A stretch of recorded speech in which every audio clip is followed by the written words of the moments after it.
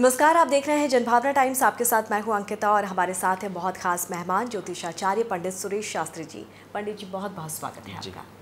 और आज हम बात करेंगे कि ये किस तरह से माँ लक्ष्मी की कृपा आप प्राप्त कर सकते हैं। आज कौन सा खास योग बन रहा है और कौन सा वो खास मंत्र है जिसका जाप यहाँ पर करना होगा। पंडित जी, हर कोई चाहता है कि संपन्नता आए और हर कोई चाहता है कि उनके घर में माँ लक्ष्मी का वास हो, लेकिन ये कैसे संभव हो पाएगा? जी अंकिता जी, आपने बहुत बढ़िया सवाल किया है। जैसे अगर देखा जाए तो ये जो अगहन का महीना, मतलब जो ये महीना चल रहा है एक तरीके से हमारे यहाँ पर, ये महीना जो होता है ये ख़ास तौर पे मार्गशीर्ष का जो महीना होता है ये बहुत ज़्यादा ना ठंड का होता है ना बहुत ज़्यादा गर्म का मौसम होता है। बहुत अच्छा मौसम माना गया है। और ख़ास तौर पे मार्गशीर्ष जो है ये भगवान विष्णु का सबसे प्रिय महीना है, क्योंकि इसी में आप अगर देखेंगे तो यहाँ अभी एक मतलब जो है देव उठौनी एकादशी मनाया जाता है। उस दिन जो देव सो रहे होते हैं वो उठ जाते हैं। जब वो उठ जाते हैं तो वहीं के साथ साथ में जो है माँ लक्ष्मी, माँ भगवान विष्णु जो क्षीर सागर में शयन कर रहे होते हैं वो उठते हैं। तो मार्ग का महीना जो होता है दान पुण्य के लिए बहुत उत्तम माना गया है। जैसे यहाँ पर देखा जाए कि हमारे जो सनातन धर्म है इनकी मान्यता है कि हम दान जब ही करेंगे जब हमारे पास पूर्ण मात्रा में कोई वस्तु होगी। तो जैसे कि ये सब चीज़ें जो हैं अभी इस समय पर फसल तैयार होना, कृषि का कार्य आगे भी बढ़ाना, तो ये जो होता है जैसे धान की फसल तैयार है, मक्के की, ज्वार की, इनकी सबकी फसलें जो हैं तैयार हो चुकी हैं। तो जब भी हमारे यहाँ होता है तो यहाँ पर दान पुण्य का एक बहुत बड़ा प्रावधान माना गया है कि गंगा जी में स्नान करना, और ख़ास तौर पे ऐसे में जो है तुलसी विवाह और एक तरीके से आंवले वृक्ष का पूजन ये हमारे यहाँ पर किया जाता है। अगर इनको करने से जो है क्या होता है कि एक तरीके से दरिद्रता हमारे घर से दूर हो जाती है और महालक्ष्मी की कृपा हमारे ऊपर बनी रहती है।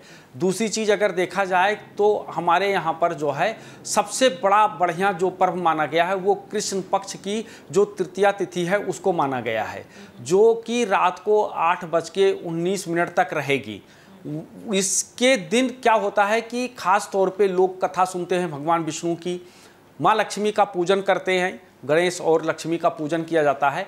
ऐसे में क्या है कि कोई भी मंत्र जो है गणेश भगवान का सबसे पहले गणेश भगवान का आह्वान करना चाहिए, उनका जो है पंचोपचार विधि से पूजन करना चाहिए। इसके बाद में फिर जो है माँ लक्ष्मी का पूजन। लेकिन माँ लक्ष्मी के पूजन करने से पहले जो हमारे धन धान और समृद्धि के देवता हैं, जो कि मतलब एक तरीके से हमको धन प्रदान करते हैं, हमें सबसे पहले उनका पूजन करना चाहिए और पंचोपचार विधि से यानी धूप दीप पुष्प और उनका भोग ये लगाना चाहिए। उसके बाद किसी भी महालक्ष्मी के मंत्र का जाप करना चाहिए, जैसे ओम ऐं ह्रीं श्रीं क्लीं कमले कमलाले प्रसीद प्रसीद श्री श्रीं ओम महालक्ष्मी नमः। इस तरीके से कई सारे मंत्र हैं, माँ लक्ष्मी के मंत्र हैं जिनका हम जाप कर सकते हैं।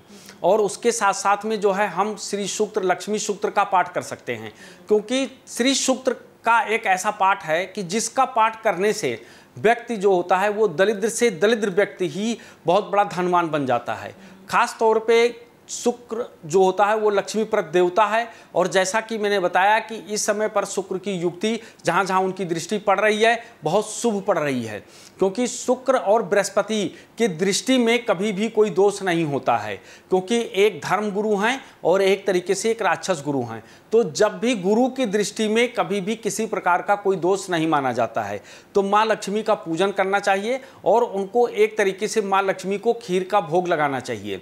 भोग लगाने दूध का, जैसे जिनके घर पे गाय हैं वो गाय के दूध का जो है पेड़ा बना सकते हैं माँ लक्ष्मी को पूजन करने के लिए और उनको प्रसाद चढ़ाने के लिए। तो इस तरीके से क्या होता है कि हम छोटे छोटे से उपाय करके जो है माँ लक्ष्मी को प्रसन्न कर सकते हैं, और प्रसन्न करने के बाद में उनका एक तरीके से जो है हम उनकी कृपा हमेशा हम पर बरसती रहेगी। तो इसलिए जो है आप थोड़ा सा पूजा पाठ और दान धर्म का ये महीना चल रहा है तो ये जरूर करना चाहिए, और करने से जो है आपको सौभाग्य की प्राप्ति होगी और माँ लक्ष्मी की प्राप्ति होगी। जी बिल्कुल, तो ये उपाय आप ज़रूर अपनाइए और निश्चित तौर पर इन उपायों से आपको फ़ायदा भी पहुंचेगा और माँ लक्ष्मी की जो कृपा है वो आप पर हमेशा बनी रहेगी। बहुत बहुत शुक्रिया हमारे स्टूडियो में आने के लिए, और जो आपने जानकारियाँ दी हैं उसके लिए बहुत बहुत शुक्रिया।